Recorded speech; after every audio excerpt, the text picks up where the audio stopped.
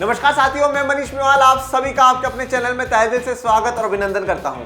मैं उम्मीद करता हूं कि आप सभी शानदार, जबरदस्त और जिंदाबाद होंगे और आप सभी की कक्षा 11 की जो तैयारियां हैं वो बिल्कुल धमाकेदार चल रही होंगी।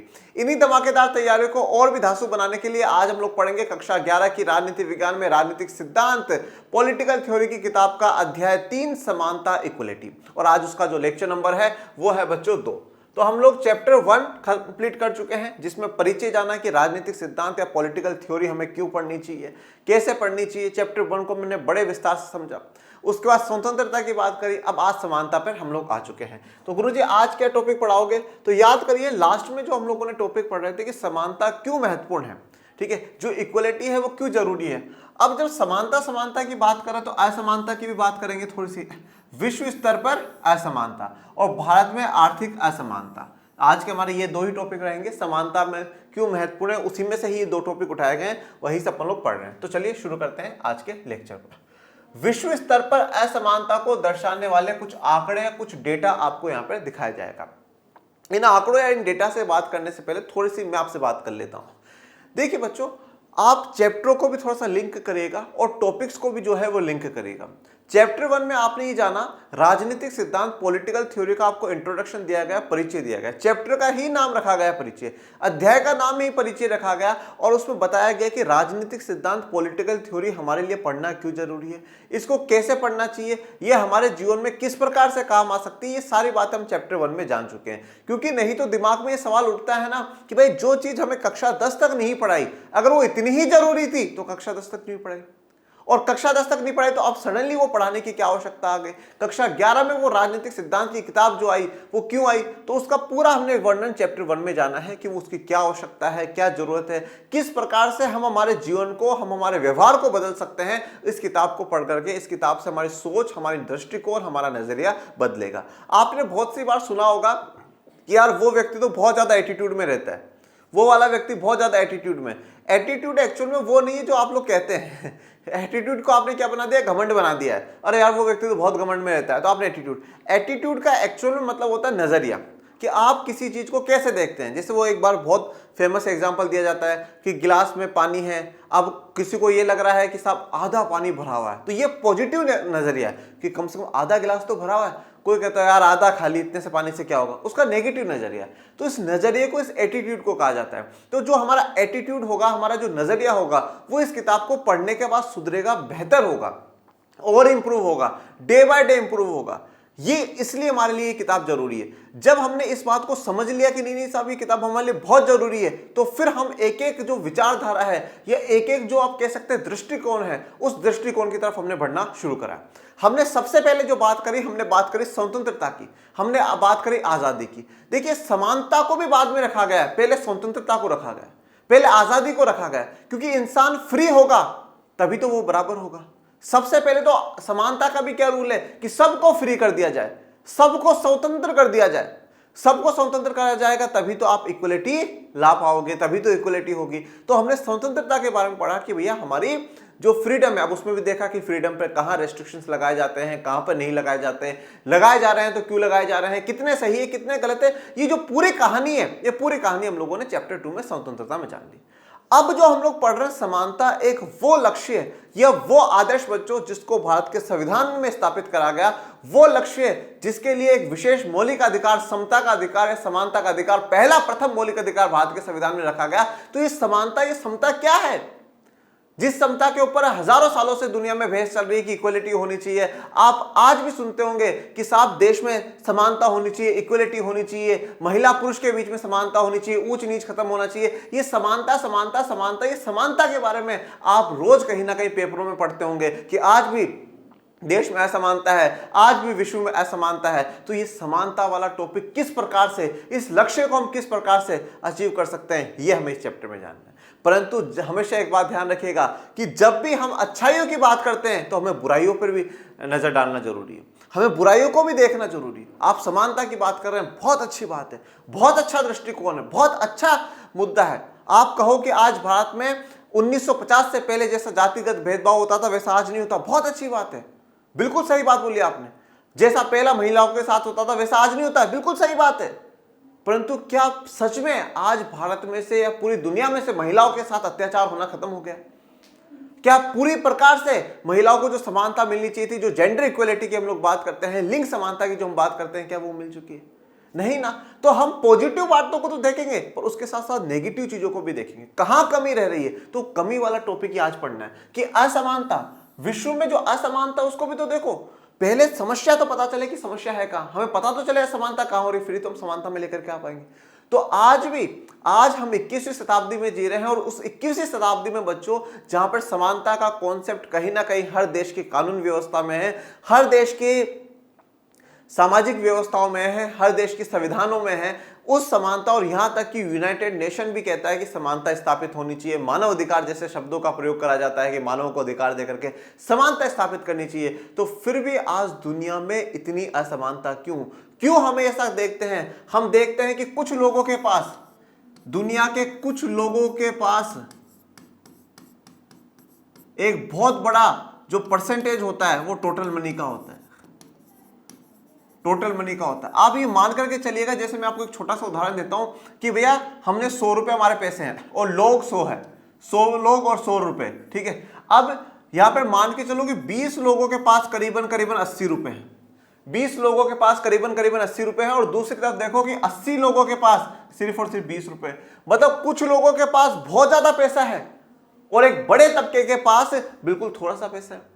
ये असमानता नहीं तो क्या है? ये इनइक्वालिटी नहीं तो क्या है? इनके घर में जितनी आवश्यकता नहीं है उससे अधिक गाड़ियां खड़ी है, इनके घर में जितनी आवश्यकता नहीं है उससे ज्यादा खाने का सामान है, और इधर व्यक्ति 2 वक्त के खाने का इंतजार कर रहा है कि साहब मुझे 2 वक्त का खाना मिल जाए। हम जानते हैं, हमने इकोनॉमिक्स में आपने पढ़ रखा है निर्धनता वाली बातें, 11th में भी नहीं पढ़ा होगा तो क्लास 9th में तो निर्धनता, पॉवर्टी पढ़ा है ना।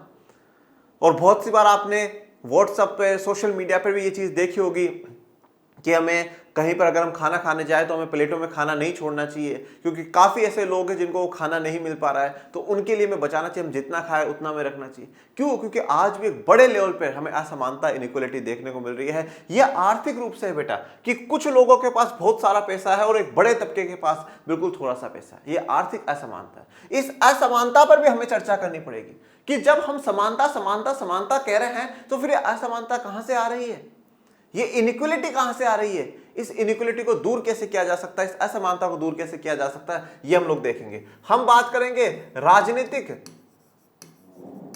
या हम कहें पॉलिटिकल इनइक्वालिटी या राजनीतिक असमानता भी देखेंगे। हम सामाजिक असमानता की भी बात करेंगे, ठीक है। हमने जैसे कहा कि हम समानता के जो 3 बड़े आयाम हैं उनकी चर्चा करेंगे, आर्थिक, सामाजिक और राजनीतिक, तीनों आयामों की चर्चा करेंगे। पर मैं समय समय पर आपको इनमें असमानता भी बताऊंगा कि राजनीतिक असमानता आज कैसे है, सामाजिक असमानता भारत में, विश्व में कैसे है, उन पर हम चर्चा करेंगे। पर सबसे पहले कुछ आंकड़े आपके बॉक्स में दिए हुए हैं आपकी किताब में, उन आंकड़ों को हम लोग देखते हैं और फिर आगे बढ़ते हैं कि विश्व में किस प्रकार से असमानता आज भी है। दुनिया के 50 सबसे अमीर आदमियों की सामूहिक आमदनी दुनिया के 40 करोड़ सबसे गरीब लोगों की सामूहिक आमदनी से अधिक है। देखिए बड़े ध्यान से एक एक शब्द को बड़े अच्छे से समझिएगा। आपको डेटा रटना नहीं है, आपको आंकड़े रटने नहीं है, आपको कुछ भी याद नहीं करना, बस आपको समझना है और समझ करके महसूस करना है कि हम जिस 21वीं शताब्दी में जी रहे हैं, जहां पर इतने ज्यादा समानता के आदर्श स्थापित हो चुके हैं, समानता को बारे में सब जानते हैं, बात करते हैं, उस 21वीं शताब्दी में भी अभी भी असमानता है, तो फिर पहले क्या स्थितियां रही होंगी। तो यहां पे विश्व में क्या असमानता है उसको देख रहे हैं। 50 सबसे अमीर आदमी, ठीक है, तो ये क्या है, ये 50 सबसे अमीर आदमी, 50 सबसे रिच आदमी, ठीक है, 50 सबसे रिच आदमी। इन 50 के 50 जो लोग हैं, इन 50 के 50 लोगों की टोटल इनकम आप मिला लो। ये जो 50 लोग दुनिया के, ठीक है, पूरी दुनिया के जो 50 सबसे अमीर आदमी हैं, ठीक है। अब आज आपके लिए सवाल यही है कि आप कमेंट बॉक्स में मुझे लिख करके बताएं कि दुनिया का सबसे अमीर आदमी कौन है और भारत का सबसे अमीर आदमी कौन है, ठीक है ना। बहुत सी बार लिस्ट जारी होती है कि साहब ये इंडिया में सबसे रिचेस्ट पर्सन है, दुनिया में ये सबसे रिचेस्ट पर्सन है। तो आज आप मुझे कमेंट बॉक्स में बताइएगा कि दुनिया का सबसे अमीर आदमी कौन है और भारत का सबसे अमीर आदमी कौन है। तो दुनिया के 50 सबसे जो अमीर आदमी हैं उनकी अगर मैं टोटल इनकम जोड़ लूं, ठीक है, उनकी अगर मैं टोटल, जैसे मैं मान लो कि 100 रुपए, सबके 100 रुपए है, तो कितनी हो गई, 5000, कितनी हो गई, 5000 हो गई, ठीक है। तो 50 लोगों की 100 इनकम है, 5000 हो गई। इन 50 लोगों की जितनी भी इनकम है आप उसको जोड़ लो, और इनकी इनकम कितने लोगों के बराबर है, 40 करोड़ सबसे गरीब लोग, ठीक है, 40 करोड़ सबसे जो गरीब लोग हैं, ठीक है, सबसे जो गरीब लोग हैं, अब आप इन लोगों की इनकम जोड़ लो, ठीक है, 40 करोड़, पूरे विश्व के 40 करोड़ लोगों की इनकम इन 50 लोगों की इनकम के बराबर है, या शायद 50 लोगों की अब भी ज्यादा है। मतलब ये 50 लोग जितना कमा रहे हैं उतना सिर्फ और सिर्फ दुनिया के कुछ 40 करोड़ लोग कमा रहे हैं। तो मतलब सोचिए, अब इनके जीवन में इतना पैसा है, पैसा ही पैसा, पैसा ही पैसा, पैसा ही पैसा, और इनके पास 2 वक्त के खाने की भी इनके वो इंतजार करना पड़ता है कि हमें आज 2 वक्त का खाना मिलेगा या नहीं मिलेगा।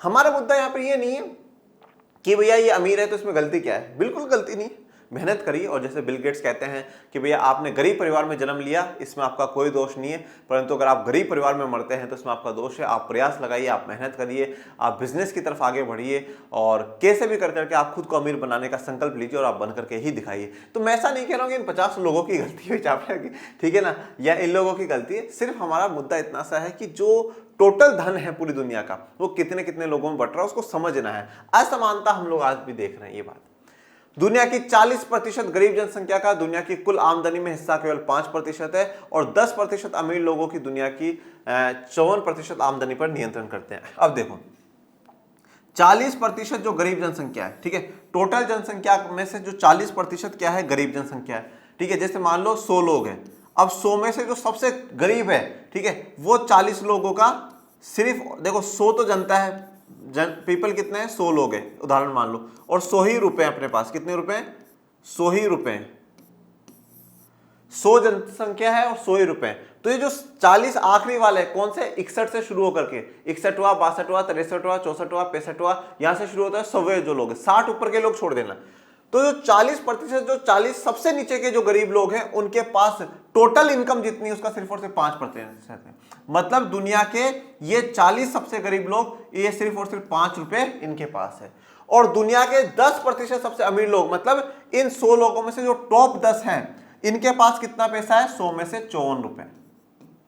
आप समझ रहे हैं ना, हमने माना कि पूरी दुनिया में 100 लोग रहते हैं और 100 रुपए हमारी टोटल इनकम है पूरी दुनिया की, ठीक है। उसमें से जो सबसे नीचे गरीब 40 लोग हैं, उनके वो सिर्फ 5 रुपए कमा रहे हैं, और ये जो 10 लोग हैं टॉप, इनके पास 54 है। अब आप बोलोगे सर यहां पर आदमी 50 हुए, तो ये बीच के 50 कहां गए? ये 50 बेटा वो हैं जो कि आप और मैं आते हैं, आम आदमी, ना तो बिल्कुल अमीर ना बिल्कुल गरीब ठीक है, बीच के हैं। सरकार ऐसा सोचती है इनका पास पैसा है, टैक्स ले लो और हमारे पास है भी नहीं, और टैक्स भी देना ही पड़ता है, देना भी चाहिए, इसमें कोई गलत बात नहीं है। हम कोई सुविधाओं के फायदे नहीं ले पाते, ठीक है, क्योंकि बिल्कुल मिडिल क्लास में आ जाते हैं। तो ना तो भगवान ने अपन को इस कैटेगरी में बनाया, ना इस कैटेगरी में बनाया, ठीक है, पर जहां भी बनाया बहुत अच्छा बनाया। तो अब ये जो बीच के 50 लोग हैं, इनके पास जो बचा कुचा पैसा है वो इनके पास रह जाता है। तो मतलब ये कहना चाहता है कि दुनिया के सबसे कम जो 40% गरीब लोग हैं, उनके पास 5 रुपए हैं टोटल, और 40% 54 रुपए का है, उसका हमें बिल्कुल क्या करना होगा, क्लियर करना होगा। ओके, तो यहां पर आपको 2 पॉइंट देखना है। पहला, 50 जो सबसे अमीर आदमी है उनकी 40 करोड़ गरीब लोगों के बराबर इनकम है। दूसरा, टोटल जितने भी लोग हैं उसमें से 40% गरीब जनसंख्या के पास सिर्फ और सिर्फ 5% इनकम है, और 10% जो सबसे अमीर लोग हैं उनके पास 54% आमदनी है। चलिए, 2 तो हमने देख लिए। फिर तीसरा, पहली दुनिया खासकर उत्तरी अमेरिका और पश्चिमी यूरोप के अगड़े औद्योगिक देशों में दुनिया की आबादी का 25% हिस्सा रहता है, लेकिन दुनिया के 86% उद्योग इन्हीं देशों में है, और दुनिया की 80% ऊर्जा इन्हीं देशों में इस्तेमाल की जाती है। देखिए, पहली दुनिया, देखिए यहाँ पर पहली दुनिया का जो शब्द है वो क्या है कि एक शीत युद्ध हुआ था बेटा, ये आप क्लास 12th में पॉलिटी में पढ़ेंगे, ठीक है। शीत युद्ध हुआ था। शीत युद्ध 2 देशों के बीच में हुआ था, एक यूएसए अमेरिका और दूसरा यूएसएसआर, जिसको आज आप रशिया के नाम से और रूस के नाम से, अपने परम मित्र जो हैं उनके नाम से जानते हैं। अब यहाँ पर क्या था कि इन दोनों के बीच में थोड़ा सा विचारों का झगड़ा था। विचारों का झगड़ा किस प्रकार से था कि भाई जो यूएसए है, यूएसए क्या है कि यूएसए पूंजीवादी विचारधारा को अपनाता है। पूंजीवादी मतलब कि भाई सरकार का कम से कम हस्तक्षेप होना चाहिए, जो ज्यादा काम करे प्राइवेट करे, और सरकार उसमें फालतू का इंटरफेयर ना करे, टैक्स ले और मजे करे, बस। ऐसी विचारधारा को अपनाने वाला जो था वो यूएसए था। यूएसएसआर जो था वो समाजवादी या साम्यवादी विचारधारा को अपनाने वाला था। वो चाहता था कि हर चीज, छोटी से छोटी चीज जो हो वो सरकार के कंट्रोल में होनी चाहिए। इसी बात को लेकर के इन दोनों के बीच में शीत युद्ध शुरू होता है। शीत युद्ध का अर्थ यह था कि कोई बहुत भयंकर लड़ाई इन लोगों के बीच में नहीं हुई, समय समय पर छोटी छोटी छोटी छोटी छोटी लड़ाइयां चलती रही। वैसी लड़ाई जैसे कि अपन बहन भाइयों में चलती है, ठीक है ना, और उससे थोड़ी सी खतरनाक थी। कभी कभार ऐसा भी लगा था कि तीसरा विश्व युद्ध हो जाएगा, क्योंकि इनकी जो लड़ाई है जैसे ही सेकेंड वर्ल्ड वॉर खत्म हुआ 1945 में, उसके बाद शुरू हो गई थी। तो ये लगा कि यार कहीं ये दोनों तीसरा विश्व युद्ध ना कर दे। और दूसरे विश्व युद्ध में दोनों एक ही टीम में हैं, ठीक है, दोनों ही एक टीम में। तो पर अब ये बोले नहीं साहब, यूएसए बोले मैं पावरफुल, रशिया बोले नहीं नहीं साहब मैं पावरफुल, हम ज्यादा पावरफुल है। इस पावरफुल के चक्कर में और विचारधाराओं के चक्कर में लड़ाई होना शुरू हो गई। अब धीरे धीरे क्या है, कुछ देश ऐसे थे जो अमेरिका के साथ थे, जो अमेरिका की विचारधारा को अपनाते थे, अमेरिका के सिस्टम को अपनाते थे, अमेरिका को सपोर्ट करते थे, ठीक है। तो उसको तो कहा गया पहली दुनिया, ठीक है, उसको क्या कहा गया, पहली दुनिया, फर्स्ट जो वर्ल्ड है आप कह सकते हो वो कहा गया, फर्स्ट वर्ल्ड या पहली दुनिया इसको कहा गया है। किसको, अमेरिका को, और अमेरिका के साथ जो सपोर्ट कर रहे हैं देश उनको, जैसे कि जनरली इनके साथ कौन था, पश्चिमी यूरोप, जो वेस्टर्न यूरोप है उधर की कंट्रियां थी। जैसे मैं कहूं ये यूरोप है, तो इधर वाली जो देश है, इधर वाले देश सारे के सारे किसके साथ थे, अमेरिका के साथ थे। अब इनको फिर नाम दे दिया गया सेकेंड वर्ल्ड, दूसरी दुनिया। इधर जो ज्यादा सपोर्ट था वो था ईस्टर्न यूरोप कंट्रीज का, ईस्टर्न यूरोप कंट्रीज का, मतलब अब यूरोप के जो इधर वाले देश हैं वो इसको साथ देने लगे। ये पहली दुनिया और दूसरी दुनिया बन गई। तीसरी दुनिया जो बनाने का काम करा वो भारत ने करा। भारत ने के माननीय पूर्व प्रधानमंत्री जवाहरलाल नेहरू जी ने उस समय गुटनिरपेक्षता आंदोलन चलाया, और उन्होंने एशिया और अफ्रीका से जो देश उस समय आज़ाद हुए थे, उन्होंने ये कहा कि भैया हमें ना तो अमेरिका की तरफ जाना है ना रशिया की तरफ जाना है, किसी की तरफ नहीं जाना। हम लोगों को क्या करना है, हमें हमारी खुद की पॉलिसियां बनानी है, हमें खुद को आज़ाद रहना है, हमें किसी को गुलाम नहीं बनना ना बनाना है। इसलिए हम क्या करेंगे, गुट निरपेक्ष रहेंगे। गुट का मतलब क्या होता है, एक समूह, एक ग्रुप, ठीक है। तो ना तो हम इस गुट की तरफ जाएंगे ना हम इस गुट की तरफ जाएंगे, हम किसी की तरफ नहीं जाएंगे, हम गुट निरपेक्ष हैं। हमारे लिए दोनों गुट या दोनों ग्रुप्स हैं वो सेम होंगे, बराबर होंगे। इसलिए एक नया ही मूवमेंट चला दिया, गुट निरपेक्ष आंदोलन, उसको तीसरी दुनिया कहा जाने लगा, जो कि दोनों के साथ ही नहीं थी। कुछ देश इनके साथ थे तो वो पहली दुनिया में आ गए, कुछ इनके साथ थे वो दूसरी दुनिया में आ गए, और नेहरू जी ने तीसरी दुनिया बना करके कहा कि जो दोनों के साथ नहीं वो हमारे साथ आ जाए। तो अब पहली दुनिया खासकर जो उत्तरी अमेरिका है, उत्तरी अमेरिका, नॉर्थ अमेरिका, आपको पता है कि टोटल 7 महाद्वीप है। 7 महाद्वीप में से अगर आप देखेंगे तो ये ऊपर वाला उत्तरी अमेरिका और फिर इधर दक्षिण अमेरिका। इसी उत्तरी अमेरिका में जो कंट्री है वो कौन सी कंट्री है, United states of America, USA, संयुक्त राज्य अमेरिका एक देश है। तो उत्तरी अमेरिका और पश्चिमी यूरोप, ठीक है, ये पश्चिमी यूरोप, इन पश्चिमी यूरोप में ये सारे आ जाएंगे, फ्रांस आ जाएगा, ये जो जितने भी आप ज्यादा डेवलप्ड कंट्रीज देखते हो, फ्रांस, जर्मनी, बेल्जियम, ये सारे जो बड़े बड़े कंट्रीज है वो, ठीक है, क्योंकि सब पूंजीवादी थे तो खूब पैसा है इनके पास, कोई दिक्कत वाली बात नहीं है। उत्तरी अमेरिका और पश्चिमी यूरोप के अगड़े औद्योगिक देशों में, ठीक है, दुनिया की आबादी का 25% हिस्सा रहता है। अब देखो, उत्तरी अमेरिका और पश्चिमी यूरोप के औद्योगिक देश अगर आप देखते हैं जहां पे बड़े बड़े उद्योग है, वहां पे 25% हिस्सा रहता है। मतलब पूरी दुनिया में, मतलब फिर मान लो पूरी दुनिया में 100 लोग हैं, कितने लोग हैं, 100 पीपल है। अब ये जो 100 लोग हैं इनमें से कितने लोग रहते हैं, 25 लोग रहते हैं, किधर, उत्तरी अमेरिका और पश्चिमी यूरोप में। लेकिन दुनिया के 86% उद्योग इन्हीं देशों में है, लेकिन दुनिया की 80% ऊर्जा इन्हीं देशों में इस्तेमाल की जाती है। पर देखो 100 लोग रहते हैं, 100 में से 25 लोग इन जगह रहते हैं, परंतु उद्योग अगर टोटल आप 100 उद्योग मानो तो 86 उद्योग जो है उत्तरी अमेरिका या पश्चिमी यूरोप में। अब उद्योग क्या करता है, उद्योग प्रदूषण करता है, उद्योग वातावरण को खराब करता है, उद्योग ज्यादा जो एनर्जी है, ज्यादा जो ऊर्जा है उसको कंज्यूम करता है, मतलब ज्यादा जो संसाधनों का इस्तेमाल कर रहा है वो ये वाले देश कर रहे हैं, ज्यादा वातावरण को खराब कर रहा है वो ये वाले देश कर रहे हैं, ज्यादा प्रदूषण फैला रहे हैं ये वाले देश फैला रहे हैं। मतलब आप इस चीज को समझिए कि ये लोग क्या है, ये अब असमानता हो गई ना, कि भैया दुनिया के 25 लोगों के पास 86 उद्योग, ठीक है, 25% के पास 86% उद्योग होना बड़ी बात है। और फिर वो ज्यादा से ज्यादा क्या करते हैं, कार्बन डाइऑक्साइड रिलीज करते हैं उन उद्योगों से, ठीक है, जो गंदा वाटर होता है वो वाटर बॉडीज में जाता है, प्रदूषण होता है। तो इससे इफेक्ट तो पूरी दुनिया को ही होगा ना भैया, इफेक्ट कहीं पर भी हो पूरी दुनिया को होगा। प्रकृति को ये थोड़ी बताया कि नहीं साहब ये अमेरिका है और ये इंडिया है, ये ऑस्ट्रेलिया है, वो तो पूरी दुनिया में इफेक्ट दिखाएगा। कोरोना देख लो, ठीक है ना, कोरोना का इफेक्ट पूरी दुनिया में ही हुआ। तो ये ज्यादा ऊर्जा भी कंज्यूम कर रहे हैं, तो यहाँ पर भी एक आपको असमानता देखने को मिल रही है विकसित और विकासशील देशों में। इन अगड़े औद्योगिक देशों के निवासी भारत या चीन जैसे विकासशील देशों के निवासी की तुलना में कम से कम 3 गुना अधिक पानी, 10 गुना ऊर्जा और 13 गुना लोहा और इस्पात तथा 14 गुना कागज का उपभोग करता है। इन अगड़े औद्योगिक जो देश हैं, ठीक है, इन अगड़े औद्योगिक देश कौन कौन से? उत्तरी अमेरिका और पश्चिमी यूरोप के, जिनको हमने कहा कि टोटल 25 लोग मान लीजिए। यहां के निवासी भारत और चीन जैसे जो विकासशील देश है उनकी तुलना में क्या है? कम से कम 3 गुना अधिक, मतलब ये लोग 3 गुना अधिक, मतलब मान लो 3 गुना अधिक पानी। मतलब अगर अपन भारत, चीन और जो विकासशील देश के लोग हैं वो दिन में 1 गिलास पानी पी रहे हैं तो ये 3 गिलास पानी पी रहे हैं, ठीक है, मतलब ज्यादा पानी को कंज्यूम कर रहे हैं। 10 गुना ऊर्जा, हमसे ज्यादा ऊर्जा का यूज कर रहे हैं, हम 1% ऊर्जा लेते हैं, ये 10% ऊर्जा लेते हैं। 13 गुना लोहा और इस्पात। लोहा और इस्पात क्या होता है बेटा? Iron and steel. Iron and steel दुनिया का 13% जो है, 13 गुना, मतलब हमसे 13 गुना ज्यादा। अगर मान लो हम 3% यूज कर रहे हैं तो 39% लोहा और इस्पात यूज कर रहे हैं, और 14 गुना कागज का उपभोग कर रहे हैं। अब कागज का उपभोग मतलब पेड़ों को ज्यादा ये लोग काट रहे हैं, मतलब प्रकृति को ज्यादा नुकसान पहुंचाने का जो काम कर रहे हैं वो ये ज्यादा अगड़े औद्योगिक देश कर रहे हैं, या आप कहें पश्चिमी यूरोप के या उत्तरी अमेरिका के जो देश हैं वो कर रहे हैं। गर्भावस्था से जुड़े कारणों से मरने का खतरा नाइजीरिया के लिए 18 में से 1 मामलों में से है, जबकि कनाडा के लिए यही खतरा 8700 में से 1 मामले में है। देखिए गर्भावस्था मतलब आप लोगों को पता ही होगा कि भाई हम सभी माँ के गर्भ में 9 महीने के लिए रहते हैं। तो जिस समय महिला गर्भ धारण करती है, मतलब उसके गर्भ में, उसके पेट में बच्चा रहता है, तो उसको गर्भावस्था कहा जाता है। और मतलब वो एक बहुत बड़ा क्रिटिकल टाइम होता है बेटा, बहुत मतलब। और कहा जाता है कि माँ हम लोगों को खुद का जीवन खतरे में डाल कर करके है ना हमें इस दुनिया में लेकर के आती है। और इसीलिए शायद भारत की संस्कृति में महिलाओं की, लड़कियों की, माताओं की ज़्यादा रेस्पेक्ट करी जाती है, क्योंकि वो दूसरे के लिए अपना जीवन दांव पे लगा देती हैं। हमारे गुरुदेव ओम प्रकाश जी महाराज एक बहुत बड़ी बात कहा करते थे। वो ये कहते थे कि मनीष, हमें ईश्वर ने मानव का जन्म दिया और मानव में भी पुरुष का जन्म दिया, इसके लिए हमारा बहुत बड़ा धन्यवाद, ईश्वर का आभार करना चाहिए। यहाँ पर मैं पुरुष या महिला में भेद नहीं कर रहा हूँ, मैं ये कह रहा हूँ कि महिला की तुलना में पुरुष का जीवन बहुत आसान है।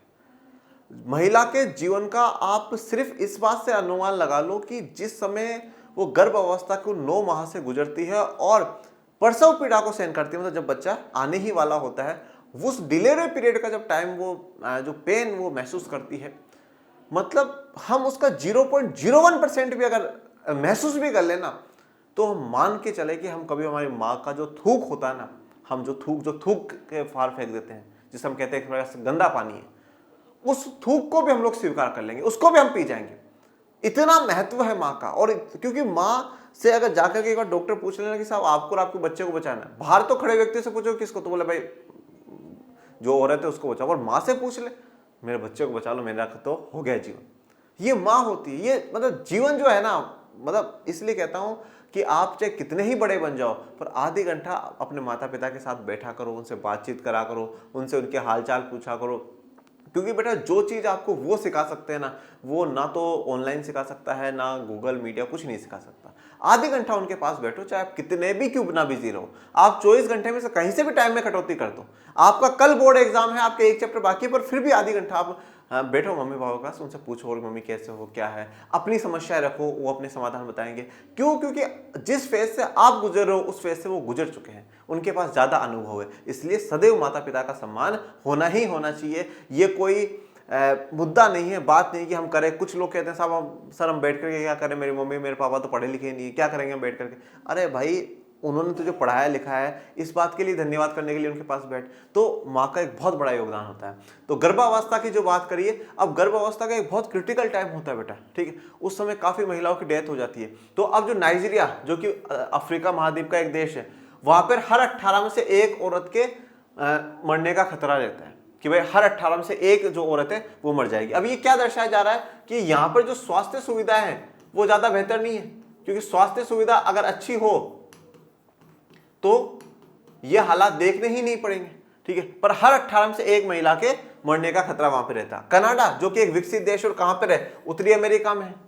कहां पर है? उत्तरी अमेरिका में। यहां पर हर 87 में से 8700 में से एक मामले में ऐसा होता है। मतलब नाइजीरिया जो कि अफ्रीका का एक थोड़ा सा पिछड़ा हुआ या विकासशील देश है, वहां पर हर 18 में से एक मामला होता है। और कनाडा जो एक विकसित देश है उत्तरी अमेरिका का, वहां पर हर 87 में से एक मामला ऐसा होता है जहां पर महिला की डेथ हो जाती है गर्भावस्था के कारण। यहाँ पे जुडिशियल की तस्वीर आपको दर्शाई गई। ये विश्व के कुछ असमानता के आंकड़े आपको दर्शाए गए थे।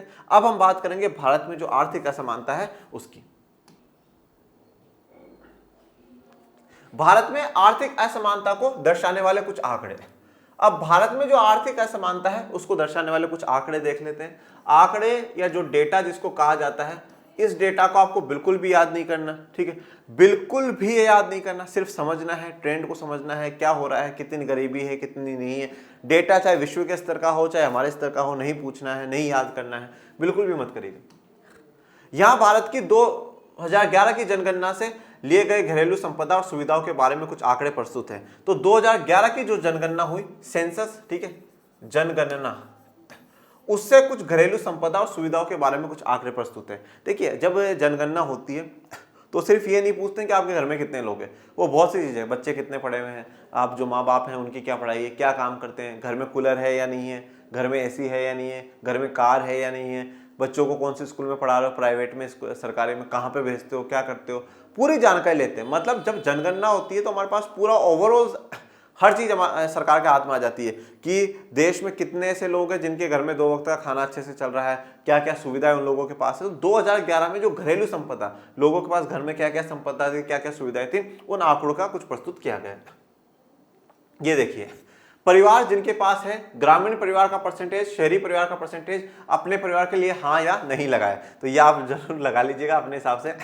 बिजली का कनेक्शन, ग्रामीण परिवारों में 55% ऐसे लोग हैं जिनके पास बिजली का कनेक्शन है, ठीक है, पर 45% ऐसे हैं जिनके पास नहीं है। मतलब आप मान लो कि पूरे देश में जो ग्रामीण इलाका है वहां पर 100 लोग रहते हैं, तो 100 में से 55 के पास है, 45 के पास नहीं है।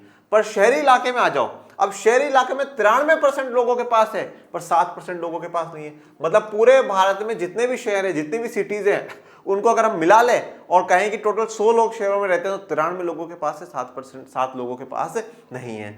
और अपने परिवार के पास है या नहीं है? बिल्कुल है साहब। मकान में सरकारी नल का कनेक्शन ग्रामीण क्षेत्र में 35% लोगों के पास है और यहाँ पर 71% लोगों के पास। मतलब आज भी आप देख सकते हैं कि ग्रामीण क्षेत्र में लोगों को पानी के लिए बड़ा संघर्ष करना पड़ता है। अपने पास है? बिल्कुल है साहब। मकान में स्नान घर, मतलब मकान में नहाने के लिए, तो ग्रामीण क्षेत्र में 45% है और शहरी क्षेत्र में 87% है। अपने पास है या नहीं है? है। टेलीविजन ग्रामीण परिवार में 33% है और शहरी परिवार में 77% है। अब आप ये जानना चाहोगे मनीष सर आपके पास है या नहीं है? देखो भाई, वैसे आजकल टेलीविजन होना ही नहीं चाहिए ठीक है, और आजकल कोई रखता भी नहीं है, क्योंकि आजकल अपने पास एक टेलीविजन चल चुका है जिसका नाम है मोबाइल। इसमें आप चाहो जो देख लो, आपकी इच्छा हो जो देखो, आपको जो करना है वो करो, बात करो, टीवी देखो, जो देखना वो देखो। तो अपने पास टेलीविजन थे पर काफ़ी समय हो गया, बंद करवा करके रख दिए हैं, ठीक है। तो अब भी अपने पास टेलीविजन नहीं है तो नहीं लगा देंगे अपन, ठीक है। स्कूटर, मोपेड, मोटरसाइकिल, तो ग्रामीण परिवार में 14 लोग ऐसे हैं जिनके पास 2 व्हीलर्स हैं और शहरी परिवार ऐसे हैं जिनमें 35 के पास हैं। अपने पास है? स्कूटर तो नहीं है, मोपेड, मोटरसाइकिल है, बिल्कुल है, मोटरसाइकिल है, तो अपन टिक लगा देते हैं। कार, जीप, वैन ग्रामीण परिवार में 2% के पास और शहरी परिवार में 10% के पास है। अपने पास है या नहीं है? बिल्कुल भी नहीं है ठीक है ना। तो अपने पास 2 चीजें नहीं है। अब आप लोग अपना अपना देख लीजिएगा और टिक लगाते जाइएगा। चलिए, तो ये आंकड़े हैं। आपको अब यहाँ से एक बात ये देखने को मिली कि ग्रामीण क्षेत्र जो है वो पिछड़ा हुआ है, वहां के जो लोग हैं वो थोड़े से पिछड़े हैं और शहरी क्षेत्रों के लोगों के पास अच्छी सुख सुविधाएं हैं। यहां हमारा सामना एक विरोधाभास से होता है। तो अब हम एक विरोधाभास का मतलब होता है कॉन्ट्रडिक्शन वाली जो कंडीशन हो, जहां विरोध का हमें आभास हो रहा हो। एक तरफ हम बार बार में समानता की बात करते हैं, हम इक्वलिटी की बात करते हैं, और दूसरी तरफ इतनी असमानता विश्व में। कहीं कहीं पर हम बिल्कुल आलीशान मकान देखते हैं और कहीं कहीं पर झोपड़पट्टियों में रहने वाले लोगों को देखते हैं। कहीं कहीं पर हम लोगों को सुबह से शाम तक 56 भोग खाते हुए देखते हैं और कहीं कहीं कोई 2 वक्त की रोटी के लिए तरस जाता है। ऐसा क्यों? तो ये विरोधाभास वाली बात है ना। एक तरफ तो हम कह रहे हैं समानता समानता समानता समानता और दूसरी तरफ असमानता। ऐसा क्यों? एक वो कहते हैं ना, खतनी और कंडी मंत्र होता है। कुछ लोग होते हैं कहते कुछ है और करते कुछ है, तो अब वो डिफरेंस है उन दोनों में। तो यही बात यहां पर है, हम बात समानता समानता की कर रहे हैं पर देश में और दुनिया में तो असमानता है। तो ये विरोधाभास है, कॉन्ट्रडिक्शन वाला मुद्दा है। लगभग हर कोई समानता के आदर्श को स्वीकार करता है, जबकि लगभग हर तरफ हमें असमानता के दर्शन होते हैं। तो देखिए, सब समानता के आदर्श को स्वीकार करते हैं, सब मानते हैं समानता होनी चाहिए, कोई मना नहीं करता। आप भी कहते हो समानता होनी चाहिए, मैं भी कहता हूं समानता होनी चाहिए, पर जब हम सब ये कह रहे हैं कि समानता होनी चाहिए, तो फिर असमानता कहां से फैल रही है? अमेरिका भी कहता है समानता होनी चाहिए, यूरोप के, पश्चिमी यूरोप के देश भी कहते हैं समानता होनी चाहिए, हम भी कह रहे हैं समानता होनी चाहिए, तो पर ये फिर असमानता कहां से आ रही है? कौन फैला रहा है इस असमानता को? तो समानता के आदर्श को हम सब ने स्वीकार कर लिया है, परंतु असमानता के दर्शन हमें रोज होते हैं। हम सुबह उठ करके भी निकलते हैं तो हम देखते हैं कि कुछ लोग बहुत बेकार वाला जो जीवन है वो जीवन जी रहे हैं, और कुछ लोग बड़ी सुख सुविधाओं के साथ जीवन जी रहे हैं। यहाँ पर इक्वलिटी का लॉ दर्शाया गया है कि इक्वलिटी होनी चाहिए, समानता होनी चाहिए। हम एक ऐसी जटिल दुनिया में रहते हैं जिसमें धन संपदा, अवसर, कार्य स्थिति और शक्ति की भारी असमानता है। हम एक ऐसी कॉम्प्लेक्स दुनिया में रह रहे हैं जहां पर धन संपदा, पैसों को लेकर करके आपको बड़ी असमानता देखने को मिलेगी, अवसरों को लेकर के असमानता देखने को मिलेगी। जैसे मैं कहूं कि आज भी ग्रामीण क्षेत्रों में मेरी बहनों को या जो देश की बेटियां हैं उनको पढ़ने का अवसर नहीं मिलता है, लड़कों को ज्यादा मिलता है, तो शायद मैं गलत नहीं हूं। कार्य स्थिति और शक्ति की भारी असमानता देखेंगे। कार्य स्थितियां जो होती हैं, कहीं कहीं पे देखो कि जो कुछ ऑफिस होते हैं वो बिल्कुल बहुत गजब के ऑफिस होते हैं, ठीक है, बिल्कुल एसी लगा रहेगा, चाय कॉफी की भी व्यवस्था रहेगी, खाने पीने की भी। और कुछ जगह जो जैसे मजदूर काम करता है वहां पर उनके हेल्थ इश्यूज पर बिल्कुल ही ध्यान नहीं दिया जाता, वहां के ऑफिस बिल्कुल खराब है। तो कार्य स्थिति में भी असमानता है।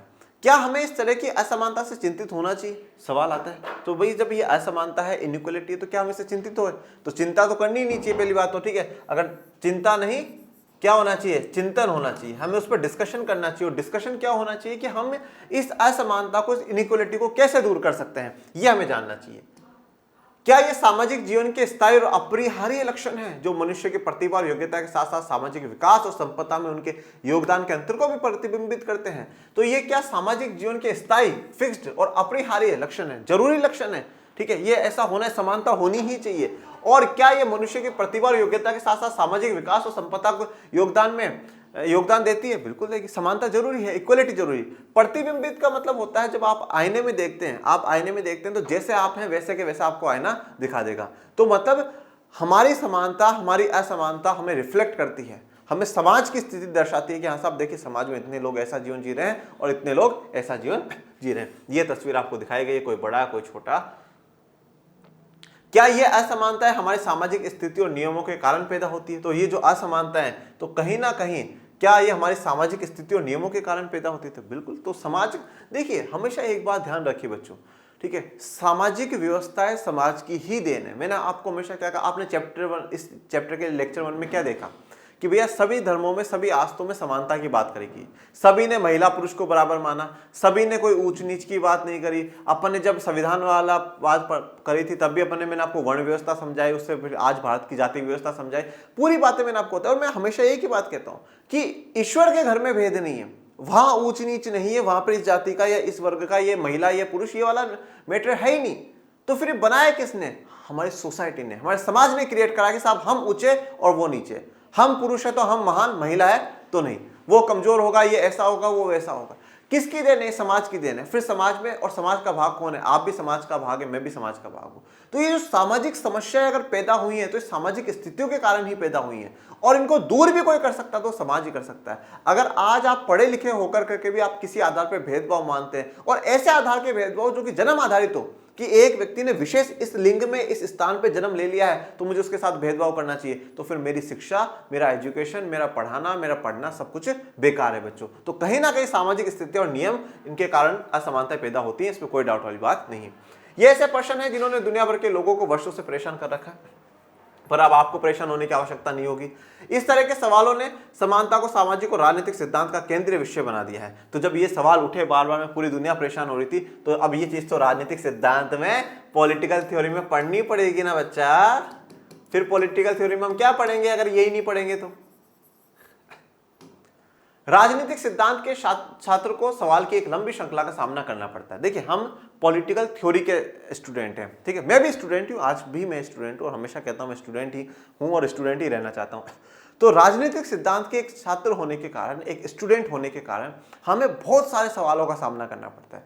ये सवाल भी, वो सवाल भी, अलाना फलाना ढीम का, बहुत सारे सवालों की श्रृंखला जो होगी वो उनका हम सामना करेंगे। इसी तरह का एक सवाल है कि समानता का क्या निहितार्थ है। मतलब फाइनली कंक्लूजन क्या है समानता का, एग्जैक्टली समानता क्या है, कब हम कहें कि यहां पर असमानता है और कब कहें कि यहां पर समानता है।